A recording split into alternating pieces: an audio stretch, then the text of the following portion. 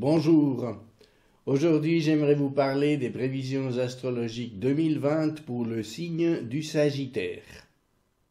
Si vous êtes de ce signe, vous êtes né entre le 22 novembre et le 21 décembre. Le voici, colorié en jaune. À votre naissance, le soleil s'y trouvait. Et il se trouvait aussi dans l'une des 3 portions de 10 degrés du signe, appelé décan.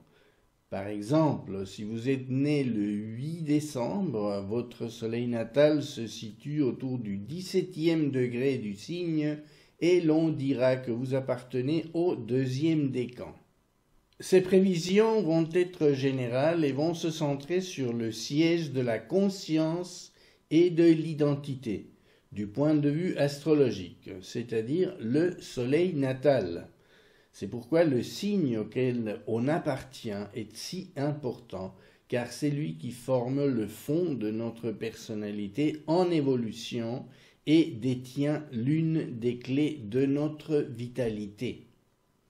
Le passage des planètes qui bougent en permanence dans le ciel, appelé transit, sur les points importants du thème natal, vont créer des climats astrologiques durables qui vont se traduire en état d'âme et en événements. Mais aujourd'hui, je ne vous décrirai que ce par rapport au soleil, laissant de côté d'autres points importants comme l'ascendant, la lune, etc. Tenir compte de ces points, c'est un travail qui se fait en consultation individuelle, ce qui sortirait du cadre de cette vidéo. Donc, je vais surtout tenir compte des positions des planètes dites lentes, dont voici les symboles et les positions au 1er janvier 2020. L'aspect le plus puissant que votre soleil va recevoir en ce début d'année, surtout du 2e décan et début du 3e, c'est celui de Neptune. Ces natives et natifs devront faire attention avec Neptune qui, depuis les Poissons, sera en carré, un aspect de 90 degrés potentiellement conflictuel. Les naissances concernées seront principalement celles du 6 au 13 décembre. Cette planète travaille sur l'imaginaire, sur l'idéal, sur les aspirations, mais en carré, elle tend à rendre les choses illusoires, à les faire décoller de la réalité, à créer un climat de confusion. Ceci peut arriver dans tous les domaines, mais en particulier pour vous Sagittaires, cela peut intervenir sur les caractéristiques typiques de votre signe. Par exemple, vous faire croire que vous êtes capable d'entreprendre des études supérieures compliquées, de vous lancer dans une aventure sans risque, de créer sans problème une entreprise qui répond à vos rêves, de vous lancer dans une aventure sportive, dans une course ambitieuse, d'établir une relation amoureuse, etc. Ce qui posera problème, ce sera votre capacité à être objectif pour bien évaluer vos compétences et vos forces. Par ailleurs, vous aurez tendance à vous sentir submergé par vos problèmes et à ne pas savoir comment les résoudre, ce qui peut miner votre confiance. Mais aussi, vous devrez être alerte pour ne pas tomber dans des mécanismes de fuite, par exemple, avec des moyens tels que l'alcool ou les drogues. Fuir les responsabilités en tombant accro de séries télé qui n'en finissent jamais de pomper votre temps et dans le même ordre d'idées. Bien sûr, je ne suis pas contre les séries télé. Tout est une question de dose. Votre perméabilité à l'influence de certaines personnes ou de groupes que vous estimerez éclairés ou sages, notamment de type spirituel ou religieux, va s'accroître. mais pas forcément pour votre vrai progrès si vous perdez votre centre et votre ancrage sur la réalité et sur vos obligations quotidiennes. Faites donc attention car la pression sera subtile et vous pouvez croire que tout va pour le mieux, que certaines personnes sont géniales et que vous pouvez baisser la garde sans danger. Aussi, réfléchissez à 2 fois avant de signer un contrat important ou de faire un déménagement vers un lieu de rêve qui pourrait cacher en fin de compte des surprises désagréables. Au positif, vous serez peut-être attiré par des activités telles que la méditation ou toute autre forme de bien-être. Mais aussi, si le reste de votre thème astral s'y prête, vous pouvez sentir s'éveiller des intérêts artistiques dans la musique ou la danse par exemple. En 2020, Uranus va être en quinconce, 150 degrés, des natifs du 23 novembre au 3 décembre, du premier décan notamment. Pour ceci, il faudra vous attendre à des changements dans la manière de vous exprimer, de montrer votre originalité ou votre indépendance. Vous devrez probablement réajuster votre vision de la société ou votre lien avec certains groupes. Il se pourrait que jusqu'ici vous ayez suivi un chemin individuel et que maintenant vous soyez attiré par la participation dans un groupe qui partage vos idées. En effet, dans les temps de changement que nous vivons actuellement, il est possible que vous soyez en train de changer vos sentiments sur vos engagements récents ou actuels. Vous commencerez à ne plus supporter certaines situations où vous étiez peut-être dans le conformisme ou simplement que vous voyez les choses autrement, ce qui vous appelle à une disposition différente. Passer du vieux au neuf, voilà la clé de compréhension de ce transit. Vos responsabilités vis-à-vis de certains groupes vont probablement changer, ou vis-à-vis de vos amitiés qui ne correspondent plus tout à fait à vos aspirations. Chacun peut vivre ses incitations de manière personnelle, bien entendu. Le reste de votre thème natal fournira des indices là-dessus. Ce n'est pas un aspect très puissant, mais il faut être attentif aux clochettes qui résonnent dans votre intérieur. En 2020, Jupiter, Saturne et Pluton seront ensemble en Capricorne et seront très près de la conjonction exacte à partir de fin mars et pour le reste de l'année.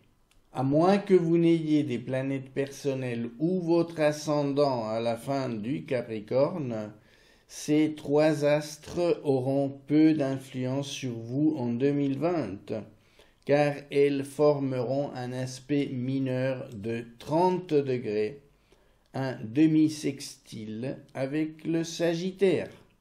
De manière générale, il n'est pas possible d'en parler dans cette vidéo au niveau personnel. Mais on peut dire que si en 2019, vous étiez sous la bonne étoile grâce à la présence de Jupiter dans votre signe, cette lumière aura tendance à s'estomper en 2020, du moins jusqu'à la fin de l'année. Côté abondance, opportunité, optimisme et confiance, vous serez sur l'inertie de ce qui s'était passé en 2019. Similairement, le côté responsabilité et travail propre à Saturne ne changera pas énormément pour vous en 2020. Les choses suivront leur inertie. Lorsque Jupiter et Saturne entreront dans le Verseau en décembre 2020, les choses changeront pour le premier décan Sagittaire, mais je vous en reparlerai en fin de cette vidéo. D'ici là, profitez de l'accalmie pour bien préparer le terrain pour une nouvelle phase de votre croissance à partir de 2021. En ce qui concerne Pluton, même constat. Sauf que la planète étant encore plus lente, ses influences se concentrent sur une petite portion de la fin Capricorne. Sauf si vous avez une planète personnelle ou votre ascendant autour du 24e degré de ce signe, son effet sur vous sera très faible. Mais étudier ces possibilités sortirait du cadre de cette vidéo. Regardez ma vidéo sur Pluton si vous en avez envie, pour vous rendre compte à quel point le passage de Pluton sur l'ascendant peut être important, comme par exemple dans le cas du chanteur Cat Stevens en 1975. Vous trouverez des liens sur cette vidéo en fouillant dans mes vidéos de ma chaîne ou en allant visiter mon site internet. Vous aurez un lien également là-dessus. Au début de 2020, du 4 janvier au 16 février, vous aurez un surplus d'énergie à votre disposition. Mars sera dans votre signe et par conséquent passera en conjonction sur votre Soleil à un moment donné pendant cette période. Cela donnera du tonus à tout votre signe et vous vous sentirez plus énergique et capable de prendre de bonnes décisions. Mars vous soutiendra avec ses énergies positives qui donnent du courage et de la force pour les réalisations concrètes. Mais soyez attentifs vers fin janvier si vous êtes né autour du 8 décembre, car Mars sera en même temps en carré avec Neptune, tendant à vous faire prendre de mauvaises décisions ou à vous faire agir de manière désordonnée ou inefficace, voire inutile ou nuisible si, pour agir, vous vous basez sur des croyances ou des illusions. En particulier, des accès de colère lors de disputes, par exemple, sont fréquents sous cette configuration.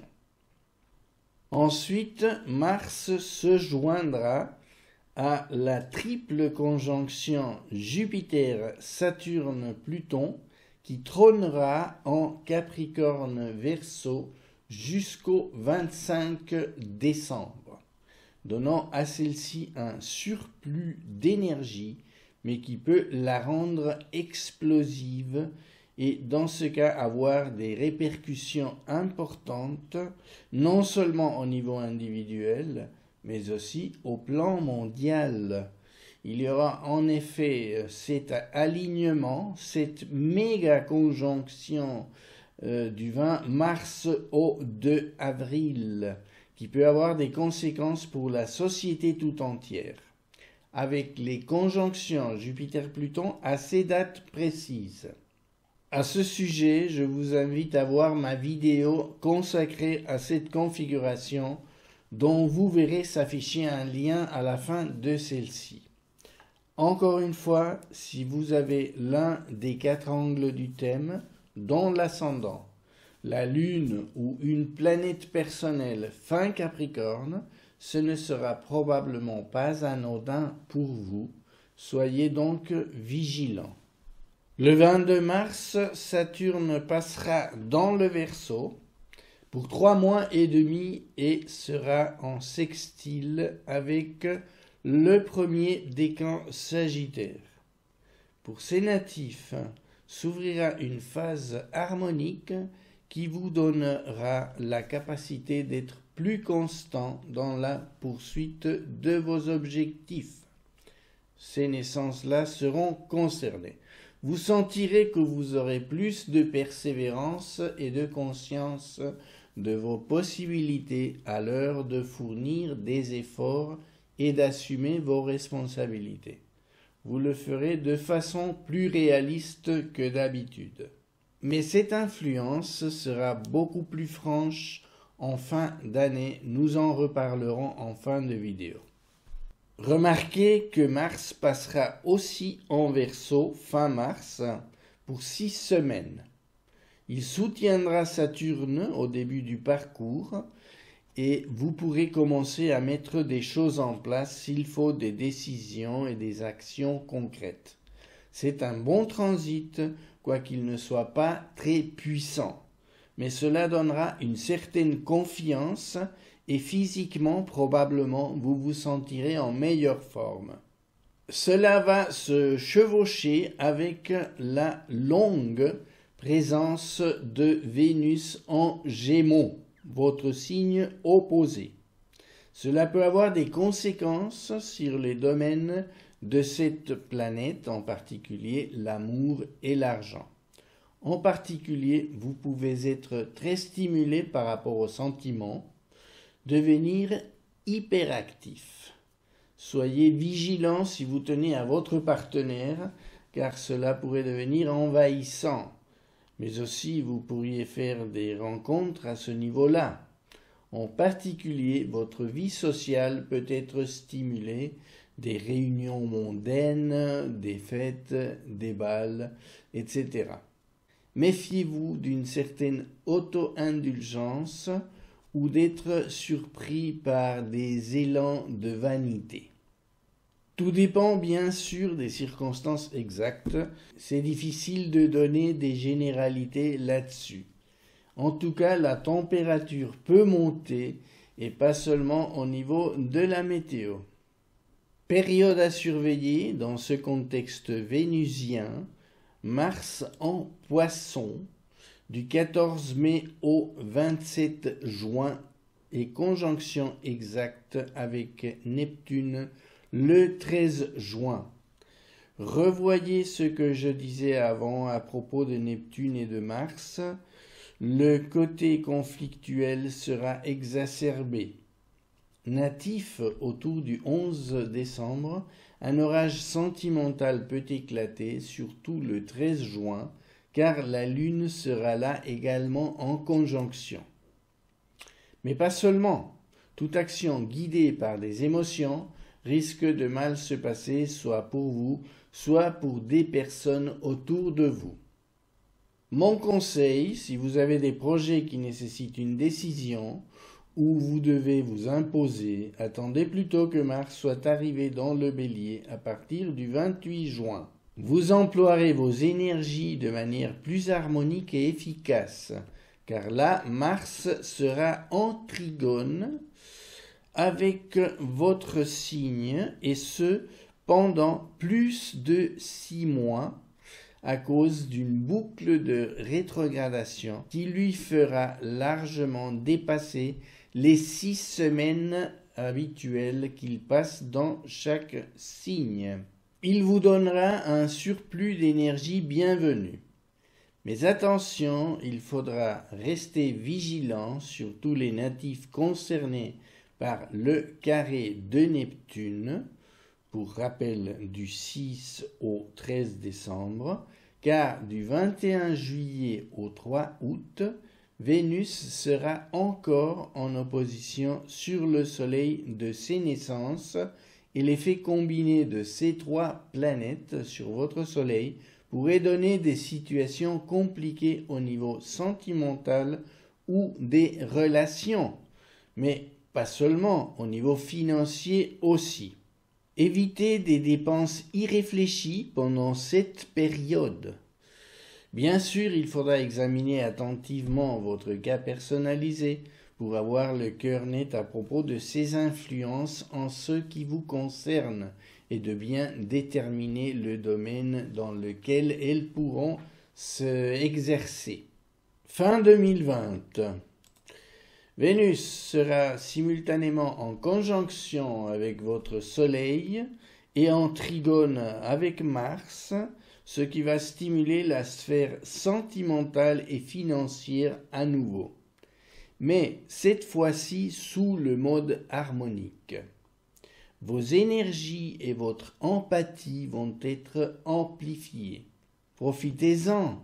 S'il y avait eu des embrouilles ou des complications alors que Vénus était en opposition, ce sera le moment de mettre de l'ordre dans tout ça. Surtout que presque simultanément, Jupiter et Saturne passeront définitivement en Verseau, signe depuis lequel elles seront en sextile harmonique avec les naissances du premier décan. Un temps arrive pour l'organisation, pour la structure, pour la confiance, pour entreprendre des projets de façon cohérente et coordonnée. Cela ira mieux. Au niveau de votre travail, des opportunités pourraient se présenter. Vous serez de meilleure humeur et les autres remarqueront votre plus grande bienveillance et luminosité. Nous en reparlerons lors des prévisions 2021, mais d'ores et déjà, si vous avez des projets en vue, préparez-vous pour les mettre en route dès fin 2020. Voilà, je termine ainsi mes prévisions 2020 pour le Sagittaire, en espérant que ces indications vous seront utiles pour passer l'année de manière plus consciente. Je vous souhaite de très belles fêtes de fin d'année et vous remercie de votre intérêt pour mon travail. À une prochaine vidéo. Au revoir et à bientôt.